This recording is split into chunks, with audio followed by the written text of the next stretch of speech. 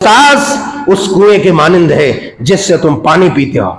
جس سے تم پانی پیتے ہو۔ اگر کنویں میں کچڑے ڈالو، گندگی ڈالو، کوڑا کرکٹ ڈالو اور اسی سے پھر پانی پیو گے، پانی پی تو سکتے ہو مگر تمہاری صحت خراب ہو جائے گی، تمہاری صحت برباد ہو جائے گی، تمہارا جسم تباہ ہو جائے گا، تمہاری زندگی اجیرن ہو جائے گی۔ اسی طریقے سے مدارس اسلامیہ جو تمہیں زندگی دیتا ہے، وہ مکاتب اسلامیہ جو تمہاری نسلوں کی حفاظت کرتا ہے، اور وہ علماء حق، علماء ربانیین، وہ مدرسین، وہ معلمین جو تمہیں تمہاری اولاد کی روح کو جوان کرتی ہے، مرنے کے بعد ہزاروں ہزار سال تک زندہ رکھنے کا کام کرتے ہیں وہ مدرسین۔ اگر تم نے اس کے خلاف اپنی زبان درازی کی، وہ بدگوئی کی، ان کو برا بھلا کہا، تو یقین جانو تمہاری اولاد علم حاصل کر سکتی ہے مگر علم وہ تمہارے لیے نفع بخش نہیں ہو سکتی، تمہاری اولاد تمہارے لیے وبال جان بن جائے گی۔